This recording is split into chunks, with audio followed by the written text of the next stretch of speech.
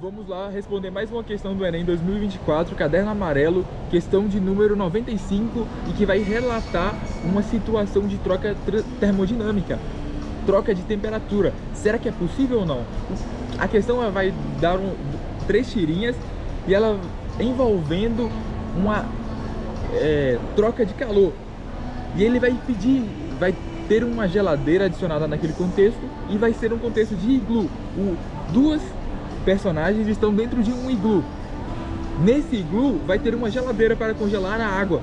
Aí ele vai questionar: por que você, mesmo dentro de um lugar totalmente congelado, com a predominância de água no seu estado sólido, ou seja, temperaturas baixíssimas, por que existe ali a necessidade de uma geladeira para fazer com que a água altere do seu estado físico líquido para sólido, ou seja, aconteça uma solidificação, uma transformação exotérmica? Por que aconteceu aquilo? Perder calor. Aí ele vai te dar algumas opções. Para a gente entender isso, é necessário fazer um estudo do que acontece para quando obtém esse calor, quando introduz-se calor dentro de um sistema.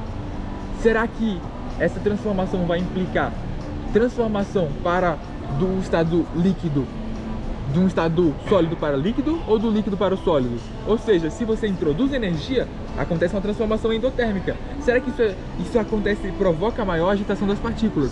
Isso vai favorecer a mudança do estado físico de sólido para líquido ou de líquido para sólido? Eu digo a vocês que é o primeiro caso, de sólido para líquido, porque quanto mais agitação, quanto mais energia é introduzida, maior tendência de agitação das partículas, maior temperatura é alcançada e esse processo endotérmico é tido. Então, de sólido para líquido, de líquido para gasoso, ou seja, transformação de fusão e transformação de ebulição, tem-se esse primeiro caso acontecendo, transformação endotérmica. Outro caso agora no sentido inverso, ou seja, modificando do gás para o líquido, do líquido para o estado sólido, você tem um processo exotérmico de perda de calor. É o que aconteceu na questão. Mas por que dentro do iglu, fora da geladeira, não acontece esse processo? É porque o ar, ele é um isolante térmico. Perceba que em uma das questões anteriores que a gente resolveu, nós dissemos que as ligas metálicas, elas são extremamente condutoras térmicas, são boas em conduzir calor. Não é o contrário do que acontece com o ar. Uma vez que o iglu é um lugar em que se isola determinada porção e composição gasosa, ou seja, uma parte do gás é mantida confinada naquele espaço delimitado pelo iglu. Se você tem essa característica, o fato de o ar ser isolante térmico vai garantir que a água não vai perder calor para o ambiente, para o meio, para a vizinhança.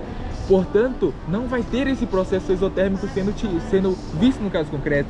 Então não há de se falar em transformação do estado físico. Se não há mudança energética, não há transferência de calor, não há de se falar em transformação energética. Transformação exotérmica não vai acontecer no caso concreto. Por isso a necessidade de forçar esse processo, forçando através da geladeira. Então, o nosso gabarito correto é a letra C, que vai dizer justamente isso. Agora já com o gabarito em mãos, nós podemos investigar outro parâmetro interessante dessa questão. Se você, mesmo tendo um sistema em que existe esse isolamento, você conseguiu tirar uma solução e você conseguiu ir de encontro ao que é natural. Portanto, a gente pode entrar na segunda lei da termodinâmica, que vai envolver a entropia e também a energia livre de Gibbs. Energia livre de Gibbs vai definir a espontaneidade de uma reação química. Será que uma reação química ela é espontânea? Ou seja, ela vai acontecer naturalmente? Se você não criar os meios adequados, ela vai acontecer? Qual a suscetibilidade dela acontecer no mundo natural? A entropia já vai dizer mais sobre a irreversibilidade da reação química. Será que ela é irreversível ou não? Por exemplo, se você tem um ovo que cai, o processo de reconstrução do ovo dificilmente vai se ter. Então é um processo irreversível. Quanto mais entropia, mais desordem no sistema. Se tem mais desordem no sistema, maior tendência dele não voltar atrás, desse processo ser irreversível. Então, para avaliar a irreversibilidade de um sistema, você tem de avaliar o grau de desordem. Se aumentou a desordem, a entropia aumentou. Agora, a energia livre de Gibbs já é diferente, já é um cálculo que é tido que vai definir a espontaneidade da reação. A gente não pode observar a espontaneidade de uma reação que está diretamente conectada com a entropia. A gente não pode falar isso, a gente estaria incorrendo em erro. Vai ter uma ligação direta da entalpia. Quanto menor a entalpia, ou seja, se você tem um estado energético menor, ou seja, houve uma reação exotérmica em que os produtos têm uma energia maior do que o sistema dos reagentes. Então a energia do sistema reduziu. Se reduziu, você concorda que essa energia tem que sair de alguma forma? Ela sai em forma energética mesmo, ela é expelida. E aí você tem nos produtos o somatório com a energia, medida em joules. E é isso que acontece. E se você tem essa transformação, você tem uma entalpia negativa. Se tem uma entalpia negativa, em teoria você tem maior chance de ter uma espontaneidade da reação química. Aí, então temos esse cálculo. Energia livre de Gibbs é igual a entalpia menos a temperatura, que é muito importante, vezes a entropia. É isso, esse é o cálculo. A segunda lei da termodinâmica diz justamente isso. Outra coisa importante é sobre como é que a gente vai avaliar numa reação química se teve um processo exotérmico ou um processo endotérmico. Você concorda que a gente precisa de ter valores palpáveis? Será que, se eu comparar duas reações químicas, qual delas tem maior chance de acontecer? Qual delas tem uma entalpia maior? Você pode avaliar pelo desconto. Você tem um gráfico de energia. Ao longo do tempo, pode ser que a energia se altere. Então você consegue ter nesse gráfico quais são as alterações que são tidas. Você tem que empregar energia para começar uma reação química? A resposta é sim. Essa energia empregada para que a reação se inicie chama-se energia de ativação. Depois a reação começa a acontecer. Acontece introdução, criação de ligações químicas. Toda reação química é nada mais nada menos do que a quebra de ligações químicas e a reformulação dessas ligações. De acordo com o princípio de Lavoisier, nada se cria, tudo se transforma. Portanto, as reações químicas são só um rearranjo das ligações químicas. Então, você tem que investir energia para quebrar as ligações? Sim.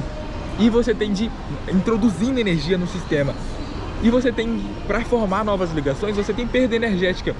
E se você for plotar num gráfico o estado inicial dos reagentes e o estado final, que seriam os produtos, você tem essa variação, vai definir se ela é endotérmica ou exotérmica. Se essa variação ser negativa, você tem um processo exotérmico se formando, em que se perdeu energia. Já se for o contrário, você tem um processo endotérmico se formando, em que se obteve energia, o sistema ganhou energia. Pronto. São essas duas. Mas você pode avaliar por outra ótica também, a partir da lei de formação das ligações. A energia de ligação, de formação de ligações químicas, pode ser estudada para que a gente tenha a entalpia do sistema também. Então, o somatório das energias de formação de cada ligação, lembrando que os compostos unitários, aqueles compostos simples que não tem diferença de átomos, por exemplo, se só tem oxigênio naquele meio, é uma molécula simples. Se é uma molécula simples, a energia de formação tende a ser zero.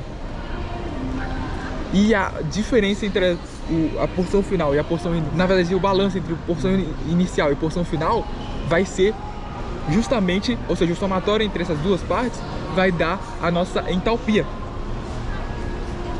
E as demais vai ser plotado num gráfico a energia de formação e a energia de quebra dessa ligação. É só você alterar o sinal para acontecer a quebra. Então você tem esse balanço sendo feito. Então é isso, pessoal. Essas foram o que a gente tem a dizer sobre essa questão. Lembrando também sobre as microestruturas, os microestados que são tão importantes. A temperatura pode ser fundamental para definir se, com a entropia alta, mesmo assim você pode ter um processo espontâneo.